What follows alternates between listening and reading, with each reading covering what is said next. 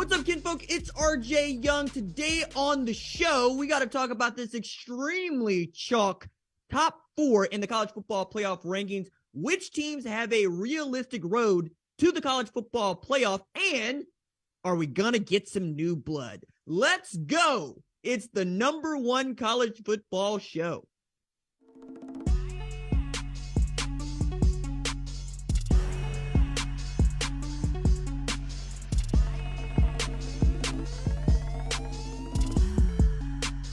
What's up, kinfolk? It's RJ Young. I am not on a step mill. Thank you for watching on the Fox Sports app, YouTube, or listening wherever it is you get your podcast. Today, let's talk about this very chalky Week 12 college football playoff ranking, starting with our top 6, falling about as we thought that they would. At number 1, we have the Georgia Bulldogs, who look like a number 1 plus about 8 spaces. Number 2, Ohio State. Number 3, Michigan. That's going to sort itself out in just over 2 weeks' time. Can't be more excited about the game and the prospect of these two teams walking into the shoe undefeated for the first time collectively since 2006. At number 4, we got Texas Christian. Lots to say about the Texas Christian Horned Frogs, especially coming off of their really dominating defensive performance against the University of Texas, which last week was a ranked opponent, but this week is just another one with more than 3 losses. Number 5, Tennessee could be in the, cockpit on deck for that number 4 spot without an SEC title. Interesting. Number 6, we have LSU, who could also vault into the college football playoff with an SEC title. I don't think the LSU is good enough to beat Georgia, but then again, I didn't really think that Alabama was going to lose to Georgia last year in the national championship game. We'll have to wait and see. And number 7, USC ain't getting absolutely any respect from anybody. Now, they got to play UCLA later this weekend. UCLA decided to torpedo their chances and possibly USC's by taking an L to Arizona and dropping in the standings, or not in the standings so much as in the rankings, because they did drop in the standings too, to basically mess up the Pac-12 even more. And USC is the only hope with UCLA and Notre Dame left to play and possibly Pac-12 championship game. Now, we knew who was going to be in the top 5, probably, would replace somebody like, I don't know, Oregon at number 6. And then to figure out where Oregon falls with respect to how good Washington is, that was going to be an interesting question to ask as well. And when I looked at the top 25, I did not expect to see Oregon dropping past number 12, but, them's the breaks. You lose to Georgia by 46. You get beat by a Washington team you should beat at home. Yeah, they're probably going to drop you to number 12, but honestly, there's some people that are thinking they probably should be dropping further. Now, there are 9 teams that we think still have a realistic chance to get to the college football playoff. And if I'm being honest with you, I think there are a couple of these teams that we don't even need to mention basically on the strength of the conference, but we will, right? And those 9 teams are Georgia, Michigan, Ohio State, Texas Christian. That's pretty much the only 4 teams left in all of the sport that control their own destiny. Each one of those teams wins their next 2 games plus the conference championship, they're getting in. And if you're Georgia, all you got to do is show up to the SEC championship game undefeated. You could take an L to LSU and still get in. Just going to mess with how we do the seeding. And we know that Georgia would like nothing more than to just go down the street once again to play in the Peach Bowl, right? In their first round, shall we say, cupcake week, because that's how it's going to feel, because that number 4 spot's been a dunker spot. That number 1 team has always been just so very good here of late. Michigan, Ohio State, again, the game.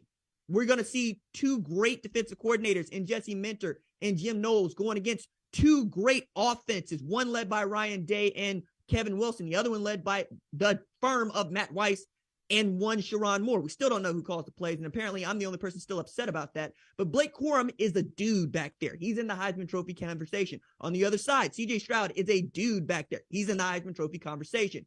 If we get to see a fully healthy Ohio State and one that is absolutely firing on all cylinders in all 3 phases of the game, look out. That's a national championship contender for me. And the only team, I believe, with enough talent to go at Georgia's neck and make a ball game out of it. We'll have to wait and see if they can just make a ball game out of Michigan, because last year they lost this game. This year, they're back with a vengeance, wanting to get to this game in the worst way. Texas Christian, their problem is they have to be undefeated. They absolutely have to be undefeated. We go through some scenarios a little bit later about how you could get 2 Big Ten teams into the conference championship, but that also implies that one of those teams can carry a loss. Texas Christian cannot. One of the reasons that this is important right now, just to point it out, is their schedule gets weaker because it's a round robin schedule, right? Another way of saying, if you have divisions, not unlike the SEC and the Big Ten, you ain't got to play everybody in your conference. So we don't actually get to see how you measure up. And those win-loss records don't look as bad as they otherwise should if, say, the Big Ten West had to play Ohio State and Michigan, Penn State, even Maryland every other week. It'd be a much different sport, much different conference. Then getting into really the 4 teams out of the 9 who haven't made the college football playoff before, this is where it starts to get spicy, right? Because to finish this out, we had Tennessee, LSU, USC, Clemson, North Carolina. Of those 9 teams that I had mentioned, 4 of them have never made the playoff, right? So the first one to mention for me, and this is going to go backward and forward so I can land on the point that I want to raise at the end of this, is North Carolina. North Carolina ain't even supposed to be in this conversation. So for them to be in this conversation just basically a week before Thanksgiving is phenomenal. Full respect to what Mac Brown has done, and more specifically, what Phil Longo has done with that offense. Coming into this season, nobody was sure that Drake May was even going to be the starting quarterback. It was Jacoby Criswell who was getting kind of the lead. Phil Longo's going, Drake's got a lot of talent, but I'm not sure that I want to trust him back there. And he looked like a giraffe on skates to start the season. But he has so grown into that position, and his talent has manifested. He has vaulted himself not just from being one of the best players in the ACC to the best freshman in the ACC to a Heisman Trophy contender over these previous 11 weeks. His one loss to a Notre Dame team that also lost to Clemson, a team that is in this conversation, but also, you know, it's going to get the benefit of the doubt of having won 2 national championships inside the college football playoff format. UNC has not been in the deep water in this way. I'm curious if they go and beat a Clemson in the ACC championship game, and let's say they do it by 2 touchdowns. How are you going to keep them out if Texas Christian, Ohio State or Michigan, Georgia are all undefeated, right? What are you going to do there? Are you going to really try to vault Tennessee into that spot knowing they don't have a conference championship? It's going to be interesting. And for UNC, this would be such a big deal. And it would round out a phenomenal 2022 for the University of North Carolina, because it is not quiet and it is not kept. UNC handed Mike Krzyzewski his final loss at Duke in the Final Four. Sent him packing with Hubert Davis, their first black head coach in UNC history, showing him the door. Now they get to the Kansas Jayhawks and they take an L. But if UNC can make the college football playoff in the same year that they made the Final Four, they would join just one other school that has pulled that off. You're right. My University, Oklahoma Sooners. Yeah. And we're a softball school. That's not quiet and that's not kept either. That's what we do. We play softball, okay? We especially play softball when my team is not in one of these 9 spots or one of these 4 spots, because we're just not good this year. All right, next on the list for me is Pac-12's USC. Its final hope at breaking its drought of having not had a team in the college football playoff for 6 years. Washington is the last team to make the college football playoff from the Pac-12. And that was so long ago that their head coach is working on a desk at Fox. That's what it is for the Pac-12 right now. Y'all are so good at eliminating each other that we have replaced Clemsoning on this show with Oregoning, because that's just what it is. Now, UCLA took a loss to Arizona in a really competitive game that I think people are dunking on Arizona because they've been bad the last few years. But if you stayed up until 1, 2 a.m. local like I did to watch the game, you'd see that that's a different Arizona team than the ones that you've seen in years past. And they absolutely gave UCLA the business. UCLA also got some really great wins on its resume. Washington, the team that beat Oregon, and Utah, the team that damn near was still in this conversation, but lost or got that win against USC, the team that we expect to make the Pac-12, the college football playoff if they make the Pac-12 championship game and win. You got to beat UCLA this weekend. You have to beat Notre Dame the next, and then you can't lose in the Pac-12 championship. And then you have to hope that one of these teams, that is Tennessee, Texas Christian, Ohio State, Michigan, Georgia, not only take an L, but just kind of don't look good, especially in the case of Tennessee. We're still talking about them because, frankly, they deserve to be talked about. That's the 3rd team of these 4 that has not made the college football playoff. And I think it would be phenomenal for them to get there, because they get to experience what Oklahoma experiences. Yeah, we feel good about getting to the playoff with one loss. We have a dynamic offense. We can absolutely score on everybody not named Georgia. But then Georgia shows up and they drop a hammer on your head. Now, the issue I have with this is Oklahoma normally had to wait until the college football playoff to get hammered by the likes of Clemson, Georgia, LSU, and Alabama. Good God, man. And each year, those are really good damn football teams. Now, Tennessee already got beat down by Georgia. And I, for one, don't want to see them play another road game against Georgia, but it's there. And we're going to talk about why that is significant. But look, Tennessee hadn't been good, like good, since the 20th century, right? 25 years ago, they were good. And even in those 25 years, you had Ahman Green showing up to your door to show Peyton Manning what's really good, because that Nebraska team was absolutely tearing you apart. And then T. Martin and whatnot, so forth, so on. And then Phil Fulmer said the balls are back, and they absolutely were not. We got Derek Dooley on stools. We got Lane Kiffin getting run out on a rail. We got Butch Jones talking about Eric Stryker show some class. All of that transpired. And what did Tennessee have to get into the playoff? But the last Oklahoma quarterback to win a national championship, and an Oklahoma alumnus leading its program. Also, I'm going to point this out because I pointed this out in the Saturday Live show. I'm going to point it out again for you. Tennessee, you're welcome. From us Oklahoma fans, this is your Christmas present. Oklahoma lost 5 conference games in a season for the first time since 1998. You know what happened the last time Oklahoma lost 5 conference games in one season? Tennessee won the national championship. So apparently, the College Football Playoff Selection Committee watches the #1 college football show, not unlike yourself. All right, on this list, finally, I want to end with this one as we're talking about these 4. Texas Christian.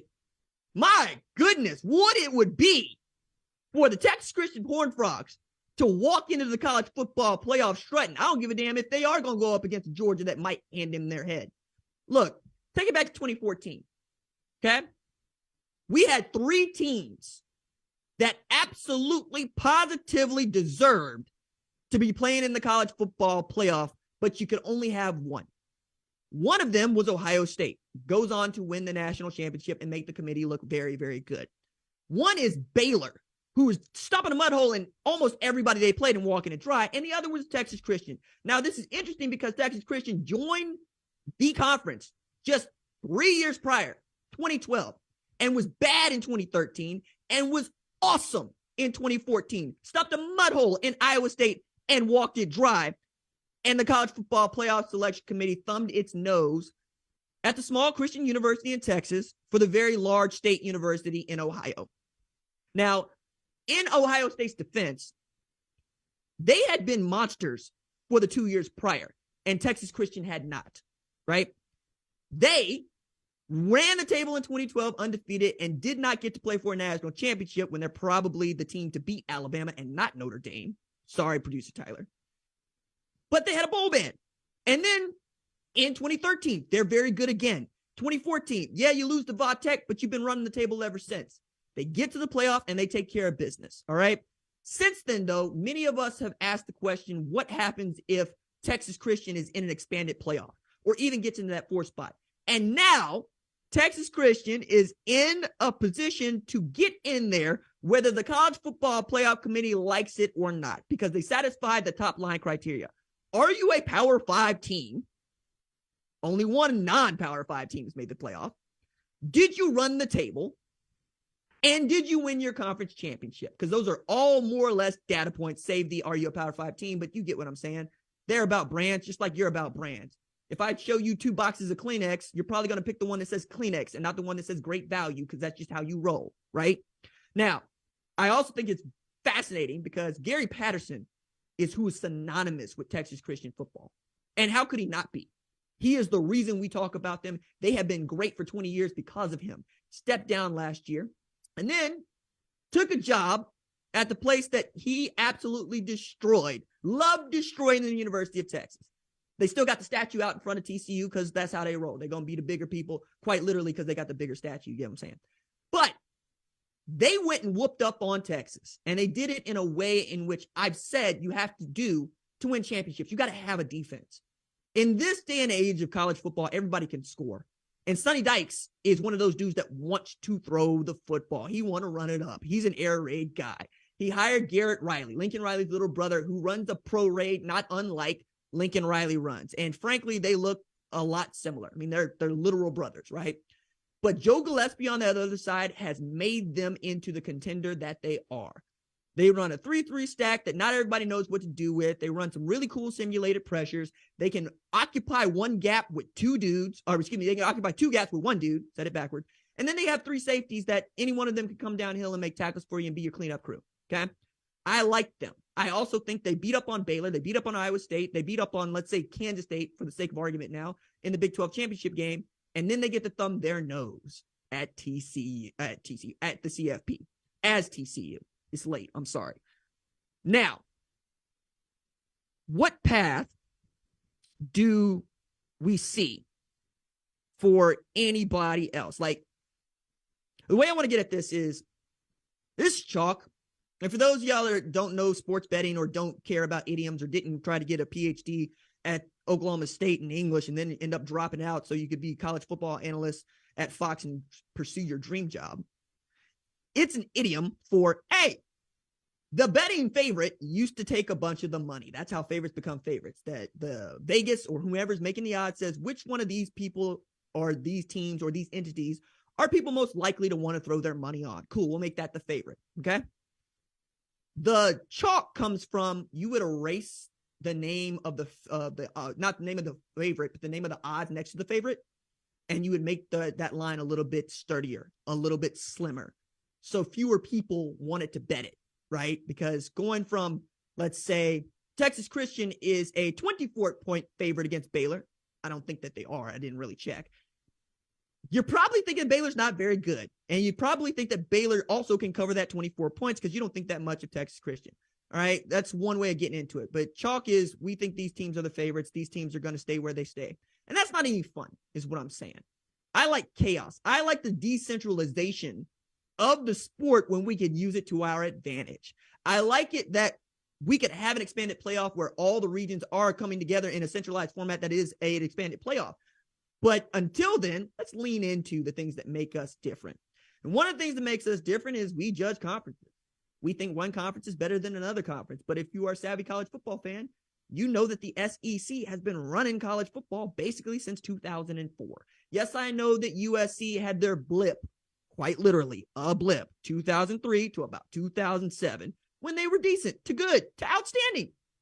But Auburn went undefeated in 04, and Urban Meyer won championships at Florida in 06 and 08. And then here comes the juggernaut that is Alabama and Nick Saban. And in between there, you got LSU, and my goodness, you've had even Mississippi and Ole Miss occupying top three spots in college football playoff era. Okay, that's before I talk about LSU in 2019. It's the conference of conferences. And what I see from these rankings is we could see either 3 college football playoff teams from the SEC or 2 college football playoff teams from the Big Ten. Now, I'm going to talk about the Big Ten one, and then I'm going to talk about the SEC one. So the way that I think that this could go for the Big Ten is, no matter how you slice it, you're not getting a Big Ten West champion into the college football playoff. I don't care if they do win the Big Ten championship. It's just not going to happen. You're just going to make it really difficult for Ohio State or Michigan to get in with a loss. Matter of fact, damn near impossible. However, if Ohio State or Michigan beat down one or the other and then roll into the Big Ten championship, neither one, only one's getting in. But if it's a close game, if it's a 1-point game between 2 very good teams, and then Ohio State or Michigan stumps a mud hole in the Big Ten West champ, and then you looked around and you said, okay, who's won conference championships? And then you got to start keeping score. You got to hope that if USC makes the Pac-12 championship, they get beat. You got to hope that if Texas Christian makes the Big 12 championship and they clinched, they get beat, right? You got to hope that either Clemson or UNC take a loss, and then that other team takes a loss in the ACC championship game, okay? And then you got to hope that Georgia takes care of business against LSU and Tennessee starts to look bad. You got to have a lot going on. You got to have chaos, right? That's how you get 2 Big Ten champs in. Now, how do you get 3 SEC teams in? Actually, a lot simpler based on this ranking. Georgia's getting in. Okay, we could say that. Nobody here expects Georgia to lose any regular season games that are left. Good grief. Georgia Tech, thoughts and prayers. Then they make the SEC championship game. Cool. They win it. Or they don't. What if they don't? Well, they're playing LSU. Okay. What if LSU wins? Ooh, now we got a party. So if LSU manages to knock off a team that we all believe is Voltron, a team that we all believe is Super Saiyan Blue, is on its Super Brawly in Georgia, you're going to probably look around and say, ooh, damn, now we got to talk about LSU in a different way. And if Tennessee continues to drop 60 plus on whomever it remains to play, like they got South Carolina this weekend, they go beat the hell out of South Carolina, run up the score, they could be in that spot. So you're looking at this and you're also saying, okay, what if Ohio State and Michigan, the winner, loses the Big Ten championship game? Again, we have a party. If USC loses in a Pac-12 championship game, again, we have a party. If Texas Christian loses in the Big 12 championship game, again, we have a party. But you have to have so many things go right. Basically, you need 4 conference champions that have 2 losses or more. Or you need the conference champion to be so clear in, say, LSU stomping out Georgia by like 40, that it's impossible for you to fathom. And then you got to go back to your book and say, who's been good? Now, I know this is a lot convoluted, but this is where I'm at, right? Like this is 2 straight weeks of me doing this show with absolutely nothing to tell you new, because frankly, I want to expand it playoff, but I need to play it as it lies. And as it lies right now, chalk holds up. We're only going to get 1 spot of movement. It's probably going to be Tennessee, USC, or LSU in that spot. But the only way we absolutely positively get chaos is if LSU somehow beats Georgia. Then you're going to have to look around and say, do you think a 2-loss LSU is better than an undefeated Texas Christian? And I can't wait for that conversation, because there's a whole bunch of people in Texas that can't wait to go at the Gaylord Texan or wherever the hell it is that they're having their soirees putting together these rankings and go at somebody's neck, because an undefeated Power 5 champion has never been left out of said college football playoff. But what if they decided to do that? Yo, Texas Christian would be mad not once, but twice. Angry Horned Frogs. My God, angry Battle Frogs. Here for it. Here for it. In the meantime, let's just see what happens this Saturday. See what happens Thanksgiving week. And then see what happens in the Big Ten, SEC, ACC, Pac-12 championships, Big 12 championships, and we'll take it from there. All right. That is going to do it for this episode of the #1 college football show. My thanks as always to our lead producer, Tyler Wojak. Our senior producer is Catherine Donnelly. That is Chaz Boulay directing for us. My sincere thanks to Gabe Cross-Sable, who has taken us live. And our social media maven is Javion Duncan. Our lead of screening is Rachel Cohen. I'm the host, RJ. We will see y'all live and direct on Saturday night to recap the week of action that was. Doses.